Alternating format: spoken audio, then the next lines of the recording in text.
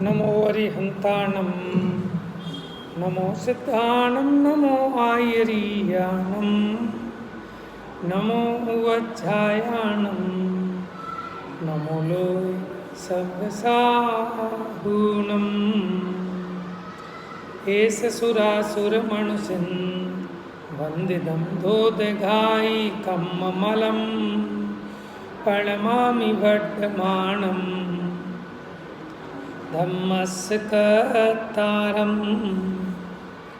देखो विषय अभी प्रारंभ हुआ है ज्ञेय तत्व प्रज्ञापन का। तो यहाँ हमने 93 नंबर की गाथा देखी, 94 नंबर की गाथा।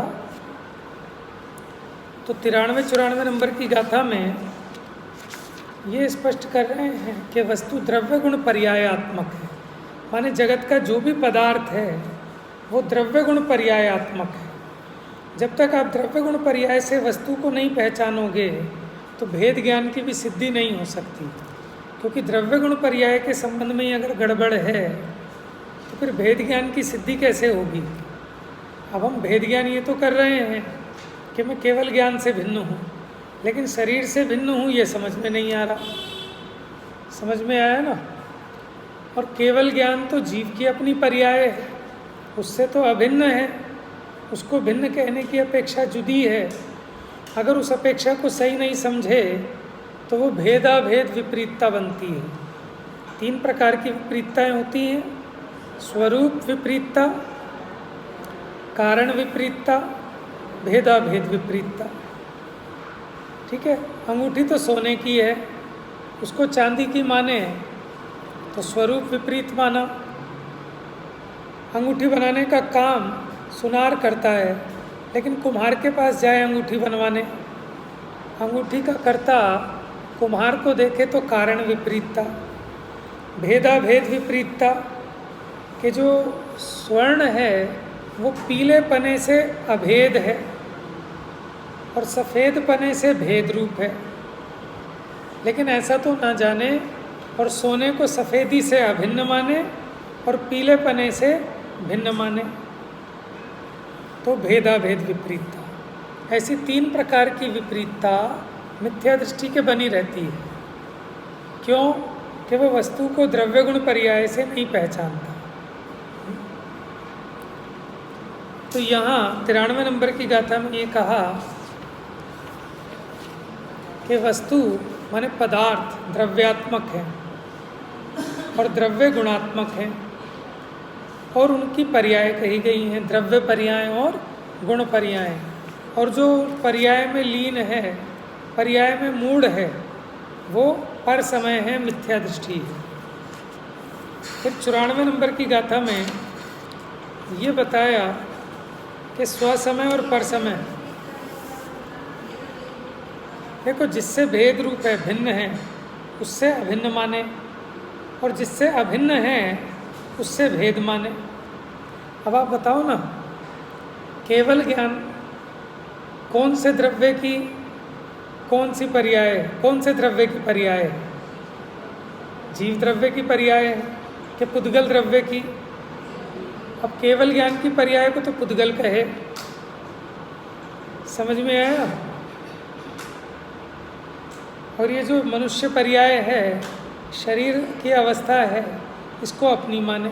खाली कहने से तो कुछ होता नहीं, बात तो मानने की है। तो ये तो क्या हो गया कि जिससे भेद था उससे तो अभेद मान रहा है, और जिससे अभेद है, अब देखा जाए आत्मा में जो मोह राग द्वेष उत्पन्न होते हैं वो किसके हैं बताओ? जीव के कि पुद्गल के?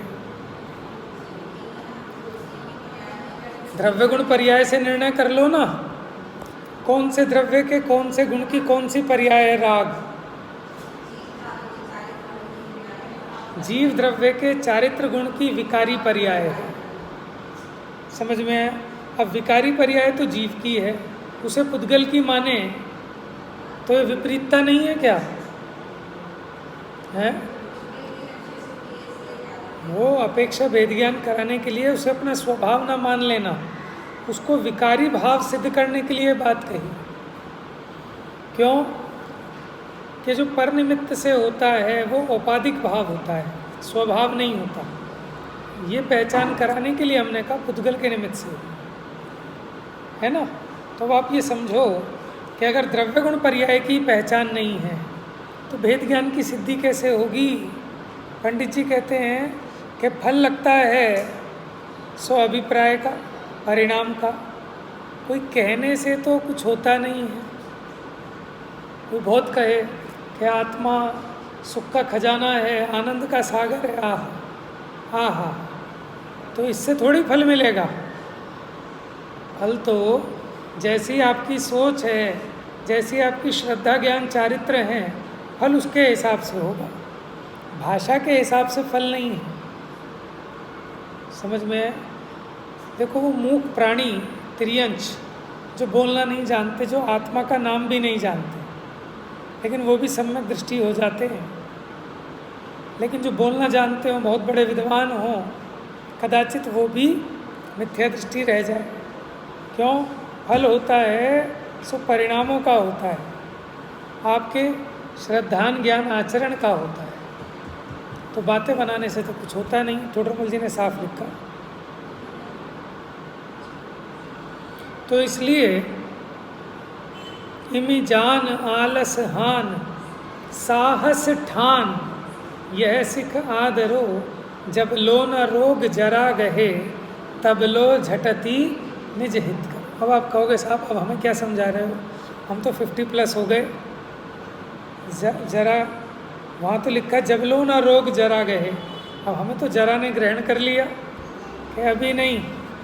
जरा तो उसे कहते हैं कि खाट से उठ ही ना पाए। आजकल तो बूढ़े दिखते कहाँ हैं, माने वो बिल्कुल माने लाश ही पड़ी हो जैसे, वो है जरा। अभी जो आदमी चल रहा है, फिर रहा है, घूम रहा है, सब काम कर रहा है, वो काहे का बूढ़ा है। समझ में है?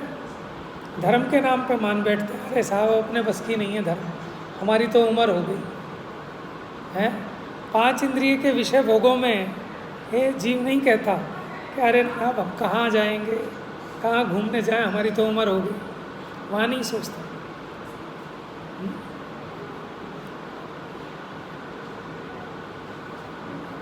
वो कहते हैं ना मन के हारे हार है, मन के जीते जीत।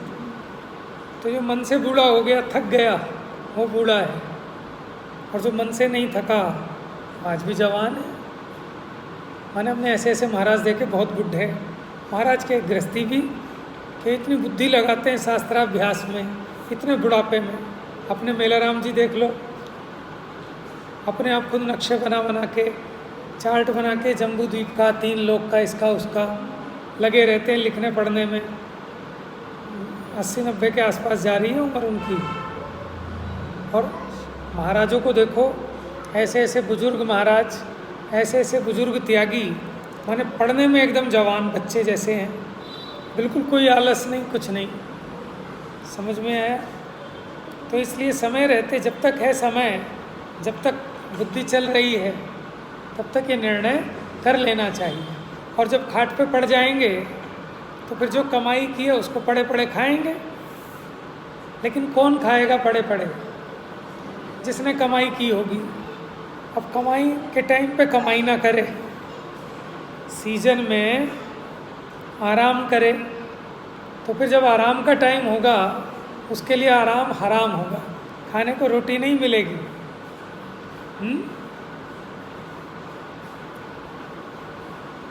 तो इसलिए वस्तु की व्यवस्था को समझने में देरी नहीं करनी चाहिए, जल्दी से समझ लेना चाहिए। तो यहाँ स्व समय और पर समय का खुलासा किया कि जो आत्म स्वभाव में लीन है वो स्व समय है कि पर समय। और ये जो असमान जाति द्रव्य पर्याय में लीन है, अब जो लीन है ना, तो लीनता बाद में होती है, पहले उस संबंधी श्रद्धान होता है, ज्ञान होता है, फिर आचरण होता है। समझ में आया?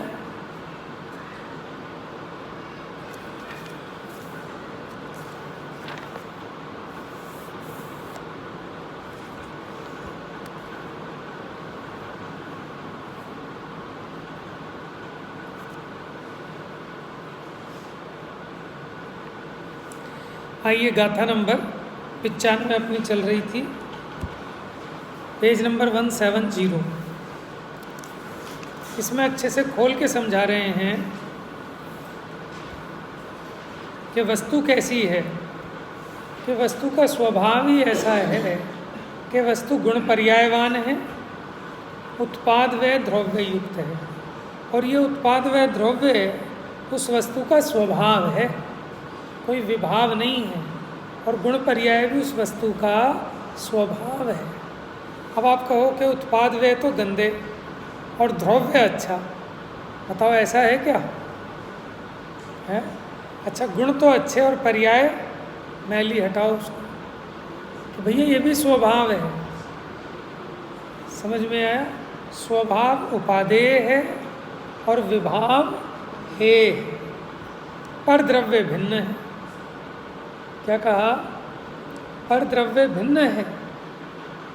स्वभाव उपादेय है और विभाव हे।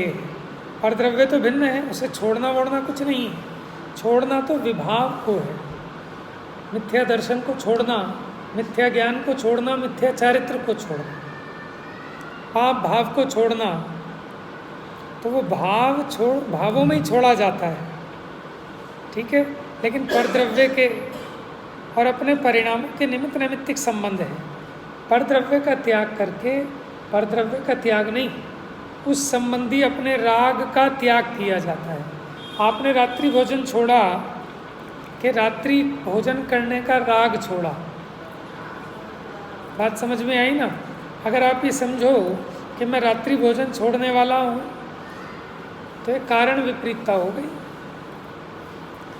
वो तो देह की क्रिया है, उद्गल के व्यापार आपका नहीं है।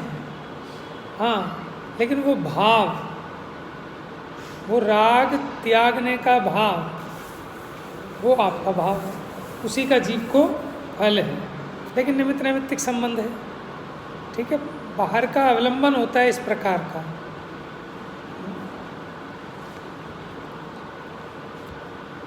देखिए, स्वभाव को छोड़े बिना जो उत्पाद व्यय द्रव्य युक्त है तथा गुण युक्त और पर्याय सहित है, उसे द्रव्य कहते हैं।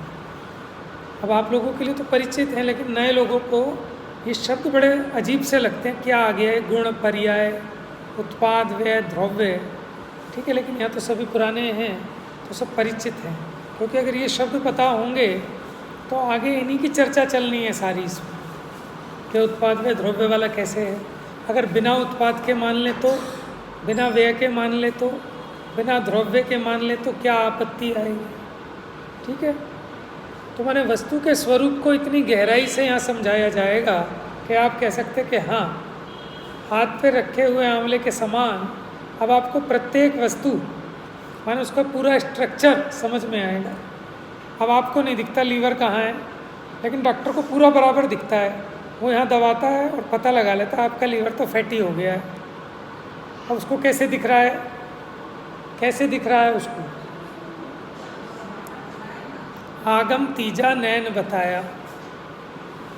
तो उसने भी किताब में पढ़कर, उसका चार्ट देखकर, ठीक है ना, ऑपरेशन थिएटर में देखकर जब उसने पेट फाड़ा होगा, उसने देखा लीवर यहाँ है, समझ में आया? तो इसलिए आगम तीजा नैन बताया कि जो इन दो आँखों से नहीं दिखता वो आगम से दिखता है। आप बताओ कैसे देखोगे आत्मा को? आपके ज्ञान का विषय है क्या? मति श्रुत ज्ञान का विषय। ऐसा प्रत्यक्ष तो नहीं दिखेगा, लेकिन ये आगम ऐसे अमूर्तिक सूक्ष्म अंतरित पदार्थों का भी ज्ञान कराने में सहायक है। समझ में आया? इसलिए पारमेश्वरी विद्या है। शब्द ब्रह्म कहा इसको, तो उस आत्मा को दिखाने में समर्थ है ये वचन।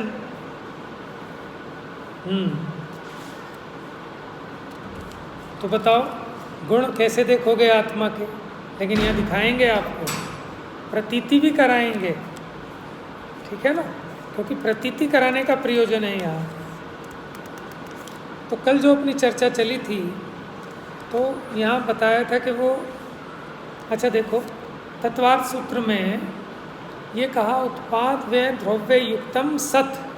सत माने जिसकी भी सत्ता हो, माने अगर कोई भी पदार्थ है तो वो कैसा है? उत्पाद व्यय द्रव्य वाला है, उसके बिना कोई पदार्थ नहीं होता।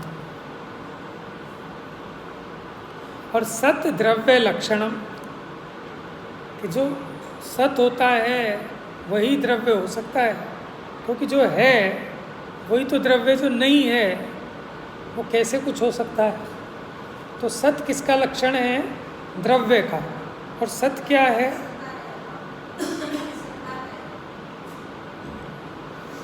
और एक सूत्र है गुण पर्यायवद द्रव्यम, कि द्रव्य कैसा होता है? गुण पर्यायवान होता है। ठीक है, तो ये बात समझाई। फिर ये बताया द्रव्य का स्वभाव वह अस्तित्व सामान्य है, जिसको हम सत कह रहे हैं। ठीक है, द्रव्य का स्वभाव सतरूप है। अब वो अस्तित्व दो प्रकार का, एक सादृश्य अस्तित्व और एक स्वरूप अस्तित्व। ठीक है, जैसे सादृश्य अस्तित्व क्या हमने कहा? सत। तो सत कहकर सभी द्रव्य आ गए, क्योंकि सभी द्रव्य सतरूप हैं। लेकिन सत कहने पर भी जीव अलग है, उद्गल अलग है, धर्म अधर्म आकाश काल अलग है, उनकी पर्सनल अपनी एंटिटी अलग अलग है, सेपरेट सेपरेट है, लेकिन फिर भी हैं सब सतरूप। तो जैसे हम सब मनुष्य हैं, मनुष्य होकर भी अपने अपने न्यारे न्यारे सत भी तो हैं, कि मेरी सत्ता का आप में अभाव, आपकी सत्ता का मुझ में अभाव, लेकिन फिर भी सब हैं। इस अपेक्षा वो कहलाता है सादृश्य अस्तित्व।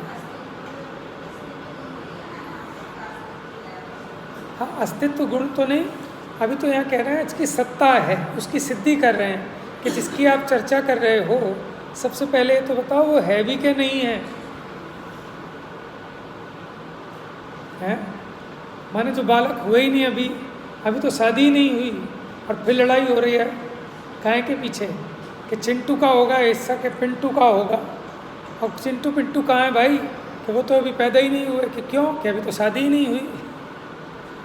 समझ में है? तो जिसके पीछे आप विवाद कर रहे हो, सबसे प्रथम पहले उसकी सत्ता साबित करो, भाई कौन है, किसकी बात कर रहे हो। कि जैसे वो कहता है ना कि बंध्यासुत विवाह वर्णनम, कि मैं बंध्या के पुत्र के विवाह में गया, वहाँ आकाश के पुष्पों से बहुत सुंदर शोभा थी, और वो विवाह मंडप अलोकाकाश में रचा गया था। समझ में आया? ये सब क्या है? कि कपोल कल्पना है, क्योंकि ना तो बंध्या का सुत होता, ना आकाश के पुष्प होते, ना आलोकाकाश में किसी की गति होती। तो इसलिए सबसे पहले जिसको आपने जानना है वो है या नहीं है, पहले उसकी सत्ता तो सिद्ध करो। तो जो द्रव्य होता है वो सत्स्वरूप होता है, तो उसमें सब आ गए, जीव पुद्गल धर्म धर्म आकाश काल। ये हो गया अस्तित्व, सादृश्य अस्तित्व। लेकिन सादृश्य अस्तित्व होते हुए भी वो सब एकम एक नहीं हो गए, सबकी अपनी न्यारी न्यारी सत्ता है। तो वो हो गया उनका अपना स्वरूप अस्तित्व। उत्पाद माने नवीन पर्याय रूप से उत्पन्न होना, पूर्व पर्याय रूप से विनष्ट होना व्यय, और फिर भी वस्तु का उत्पाद और विनाश के समय में भी वस्तु का कायम रहना वो द्रव्य है। फिर उसके सामान्य और विशेष ऐसे गुण बताए।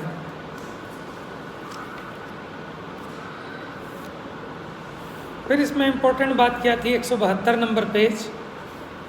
द्रव्य का उसके उत्पाद व द्रव्य के साथ गुण पर्यायों के साथ लक्ष्य लक्षण भेद होने पर भी स्वरूप भेद नहीं है। अब कौन सा भेद है और कौन सा भेद नहीं है? गुण पर्यायों का द्रव्य के साथ कोई भेद है क्या? कि है। देखो क्या लिखा है, लक्ष्य लक्षण भेद है। ठीक है, लक्ष्य है द्रव्य, और किसके द्वारा पहचान कराई जाती है उसकी? गुण पर्यायों के द्वारा। समझ में है कि जो जानता है, देखता है, सुख दुख का अनुभव करता है वो जीव है। तो जानना देखना क्या है? उसके ज्ञान गुण की, दर्शन गुण की पर्याय। तो इसके द्वारा किसका लक्ष्य कराया? जीव का। तो ऐसा लक्ष्य लक्षण का भेद किया, लेकिन अब लक्ष्य लक्षण का भेद करने पर कोई ये ना समझ ले कि लक्ष्य अलग है और लक्षण अलग है, तो कहते स्वभाव भेद नहीं, स्वरूप भेद नहीं, कि द्रव्य भी चेतन, गुण भी चेतन, पर्याय भी चेतन, और उनके प्रदेश भिन्नता नहीं है, वस्तु एक है। ऐसा थोड़ी है कि जो जीव द्रव्य वो तो भीतर अंदर होगा कहीं, गुण सारे में फैले हुए हैं, पर्याय ऊपर ऊपर बाहर बाहर है, समुद्र की लहरों की तरह। ऐसा है क्या? जैसे समुद्र की तलहटी है, ऐसे तो वो ध्रुव है, क्या ऐसा है? ऐसे भीतर बाहर है क्या? वहाँ तो प्रदेश भेद है समुद्र में, लहरों के प्रदेश अलग हैं ऊपर ऊपर, और तलहटी में जिसको आप ध्रुव कह रहे हो, उस पानी के प्रदेश तो नीचे अलग हैं, वो जो स्थिर रहता है, समझ में? वहाँ तो प्रदेश भेद है। लेकिन ऐसे यहाँ वस्तु में द्रव्य गुण पर्याय में वैसा प्रदेश भेद, तो उदाहरण एक देश घटित होता है, उदाहरण का मिसयूज़ नहीं करना, समझ में है? हाँ, पूछ रहे हैं भैया कुछ?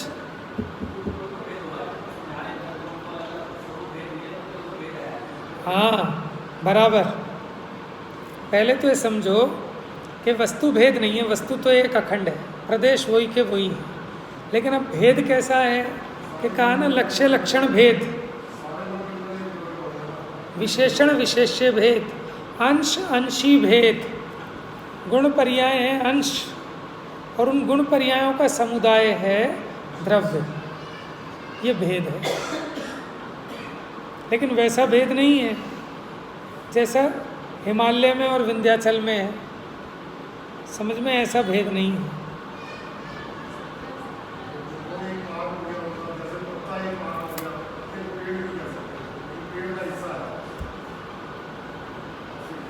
समझ गए ना? अंश और अंशी, स्वरूप भेद वो नहीं, स्वरूप कहाँ अलग है? वो भी चेतन, ये भी चेतन, द्रव्य भी चेतन, गुण भी चेतन, पर्याय भी चेतन के है, पूरे जीवात्मक, इसलिए स्वरूप भेद नहीं है। जीव का और पुद्गल का तो स्वरूप भेद है, लेकिन जीव का अपने द्रव्य गुण पर्यायों में स्वरूप भेद नहीं है, लक्ष्य लक्षण भेद है, विशेषण विशेष्य भेद है, अंश अंशी भेद है। बात समझ में आ रही है? शब्द थोड़े कठिन जरूर हैं, लेकिन समझ में ना आए ऐसी बात नहीं है। फिर इसमें उत्पाद व द्रव्य बताया वस्त्र के उदाहरण से, कि जैसे निर्मल अवस्था से उत्पन्न होता हुआ वस्त्र मलिन अवस्था से व्यय को प्राप्त होता हुआ और टिकने वाली ऐसी वस्त्रत्व अवस्था की अपेक्षा देखें तो ध्रुव रहता हुआ द्रव्य से लक्षित होता है। पेज नंबर 173 पर। हमें क्या लगता है उत्पाद वे अलग होंगे, ध्रुव बीच में होगा, क्योंकि हम बोल रहे हैं ना उत्पाद व द्रव्य, तो लगता है उत्पाद तो अगले समय में, वे पिछली पर्याय का, उसके बीच में जो जॉइंट है फेविकोल का जोड़, वो द्रव्य, जबकि ऐसा नहीं है। उत्पाद व द्रव्य तीनों एक ही समय में होते हैं वस्तु में, और जैसे उत्पाद व्यय ये अंश हैं, उसी प्रकार द्रव्य भी अंश है, अंशी नहीं। अंशी कौन है? कि उत्पाद व द्रव्य युक्तम जो सत है वो अंशी है। ठीक है, ज़्यादा आपको परेशान नहीं करना है, लेकिन सामान्य सामान्य समझते चलो।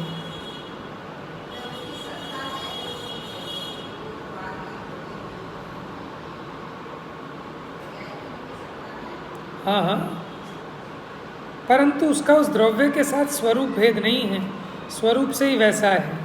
इसी प्रकार वही द्रव्य भी एक ही समय, क्या लिखा है, एक मिल गया, पेज नंबर 173 पर, ऊपर का फर्स्ट पैराग्राफ, ऊपर से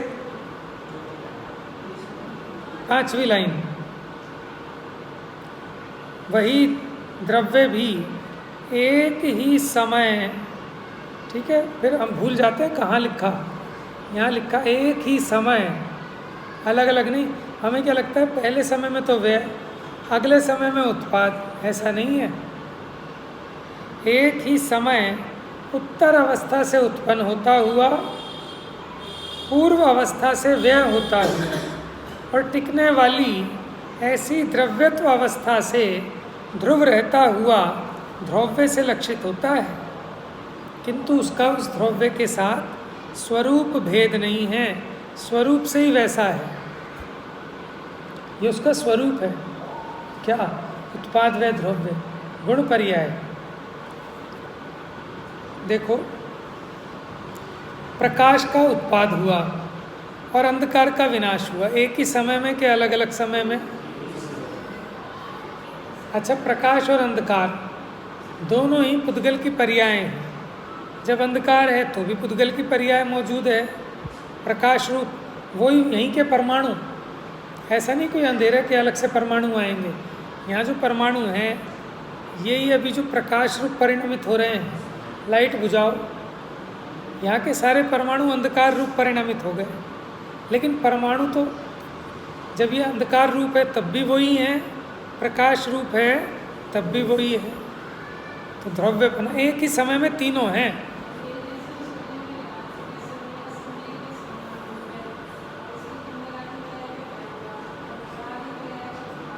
देखो बताता हूँ।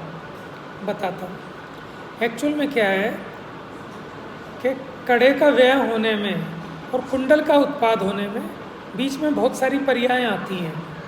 वो बहुत मोटा उदाहरण है, क्योंकि कड़ा नष्ट हुआ ना, तो कड़ा भी एक बार में नष्ट नहीं होता।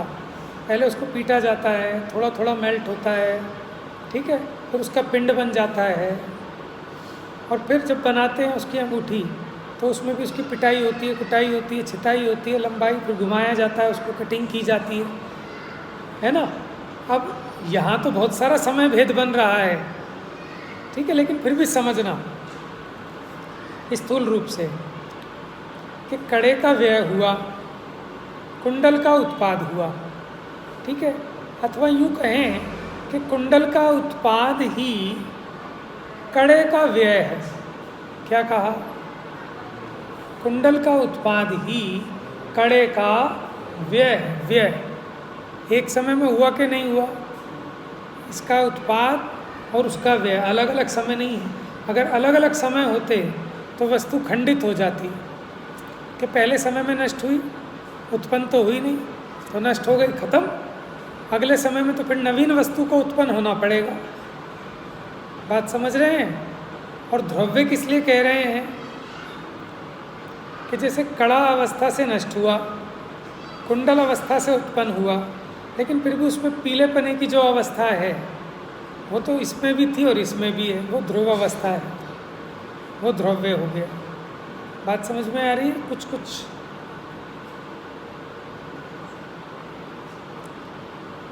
अब विस्तार विशेष स्वरूप की चर्चा कल। हाँ, उसी समय है ना, द्रव्य है वो, उसी समय है। अथवा उसमें वो आघात वर्ध्यता, उसका परिणमन भी है ना, नहीं तो मेल्ट ही नहीं हो सकता था, बन ही नहीं सकता था। तो उसकी अपेक्षा तो वो नित्य है, उसकी अवस्था उसमें भी है और उसमें भी है। उसका गुण है ना सोने का, कि उसको पीटा जा सकता है, उसका लंबा खींचा जा सकता है।